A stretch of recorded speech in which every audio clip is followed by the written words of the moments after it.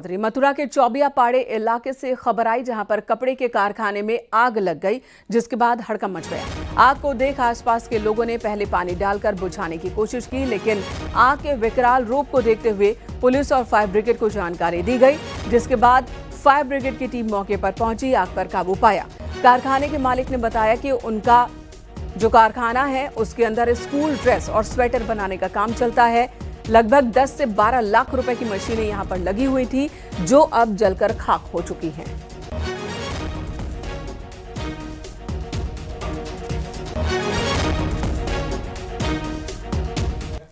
उन्नाव और हरदोई में सड़क हादसे हुए। उन्नाव में आगरा लखनऊ एक्सप्रेसवे पर एक बेकाबू बस पलट गई, जिसके बाद घायलों को अस्पताल पहुंचाया गया। हादसे में 20 लोग जख्मी हो गए। वहीं हरदोई जिले में भी सड़क हादसा हुआ।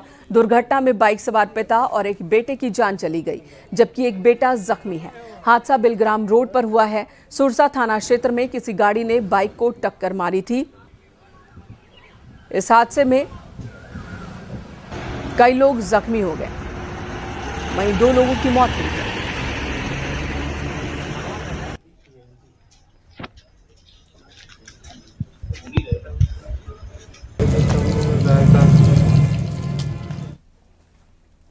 हरदोई में कार्तिक पूर्णिमा पर गंगा स्नान कर लौट रहे श्रद्धालुओं से भरी एक ट्रैक्टर ट्रॉली पलट गई और इस हादसे में 16 श्रद्धालु जख्मी हो गए, जिनमें से 9 की हालत गंभीर बताई जा रही है।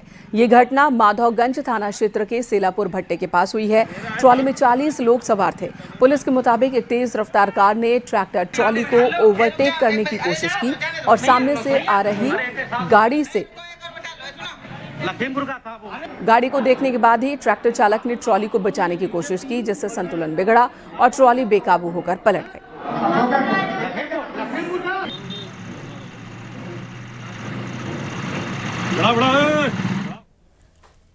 बागपत में सड़क हादसे में बुलेट सवार 2 युवकों की दर्दनाक मौत हुई है। पाली गांव के पास यह हादसा हुआ है।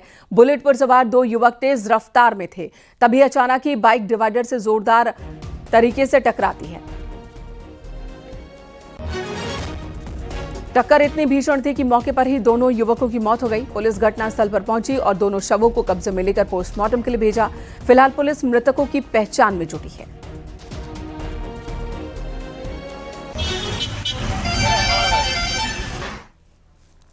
इधर कानपुर के साइबर थाने की पुलिस ने बड़ी कार्रवाई करते हुए ऐसे साइबर ठगों को गिरफ्तार किया है, जो करोड़ों रुपए की ठगी कर भारत के पैसों को क्रिप्टो करेंसी के जरिए विदेश भेज रहे थे। बताया जा रहा है कि ये पैसे देश विरोधी गतिविधियों में इस्तेमाल किए जा रहे थे। गिरफ्तार किए गए तीनों आरोपी क्रिप्टो करेंसी के जरिए ठगी का पैसा भारत से बाहर भेजते थे। जांच में पता चला है कि जोधपुर इस पूरी साइबर ठगी का बड़ा हब है, जहां से देश विरोधी गतिविधियों की फंडिंग हो रही थी।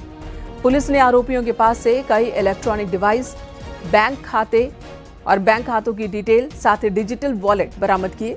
गिरफ्तार आरोपियों ने देश भर के लोगों से करोड़ों रुपए की ठगी की है। इस टोटल क्राइम का मोडस ऑपरेंडी ये है कि आपको कॉल आएगा, उस वादी को कॉल आया था, उसको ये बताया गया था कि आप क्रिप्टो में निवेश करिए, आपका पैसा डबल हो जाएगा। उसने 2 करोड़ से ज़्यादा पैसे उसमें लगाए हैं और इस वादी को 28 लाख के आसपास वापस भी मिल जा चुका है। ये पैसा राउट होते होते जोधपुर ही गया है और वहाँ पे USDT जो क्रिप्टो करेंसी है एक, वो उसका लोभ देके वो क्रिप्टो करेंसी देश के बाहर थ्रू थर्ड पार्टी ऐप्स गई है। तो इसमें ना ही पैसा इंडिया में रोटेट कर रहा है, ना ही क्रिप्टो इंडिया में रोटेट कर रही है। और जो IPs हमें मिले हैं व्हाट्सएप के थ्रू, वो कंबोडिया की तरफ पॉइंट करते हैं, जिससे साइबर स्लेवरी का होने का अंदाज़ा भी हमको लग रहा है। और अगली खबर गोंडा से, जहां RPF की कस्टडी में युवक की मौत के मामले में RPF दारोगा और सिपाहियों समेत अज्ञात RPF कर्मचारियों पर शहर कोतवाली में केस दर्ज हुआ है। पुलिस मामले की छानबीन में जुटी है। वहीं रेलवे के बड़े अधिकारियों ने भी जांच शुरू कर दी है। दरअसल बीते 29 अक्टूबर को गोंडा गोरखपुर के बीच बरुआचक रेलवे स्टेशन पर मालगाड़ी से सरसों तेल चोरी का केस दर्ज किया गया था और इसी मामले में RPF ने संजय सोनकर को चोरी के आरोप में गिरफ्तार किया। लेकिन पकड़े गए युवक की आरपीएफ की कस्टडी में मौत हो गई, जिसके बाद हड़कंप मच गया। परिजनों ने आरपीएफ की पिटाई से युवक की मौत होने का आरोप लगाया। परिजनों ने बताया कि मंगलवार की सुबह कुछ आरपीएफ जवान गांव पहुंचे और संजय को बिना किसी कारण बताए पकड़कर अपने साथ ले गए। अस्पताल में भर्ती होने के बाद ही आरपीएफ की ओर से उन्हें जानकारी दी गई, लेकिन अस्पताल में शव मिला है। परिजनों ने हंगामा किया, आरपीएफ पर कार्रवाई की मांग की है। मृतक के भाई की तहरीर पर मुकदमा दर्ज हुआ है और मृतक के शव का पोस्टमार्टम करवाया जा रहा है। सुरेंद्र कुमार दरोगा ने संजय को गए घर से 11 बजे दिन को उठा लाए, उठा के मारते पीटते 5 बजे दिन तक मारे, गांव में पूरे घुमाए। घुमाने के बाद फिर थाने पे लेके गए, वहां से मार के लेकर आए हॉस्पिटल में, जिला अस्पताल गोंडा। वहां गोंडा में लेके आके बहा के चले गए कि इनको लावारिस पाए हैं। हम लोग पूरे ग्राम सभा के लोग वकील साहब को लेके गए, छोड़ दो, गाली दे के औरत को हम लोग को भगा दिए। किसी को नहीं सुने, मारते वक्त मारते मारते मार डाले।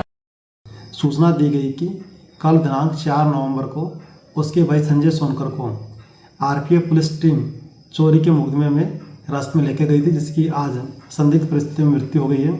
परिजनों का आरोप है कि यह घटना आरपीएफ पुलिस टीम द्वारा कारित की गई है। शव के पंचायतनामा की कार्रवाई कर पोस्टमार्टम करवाया गया।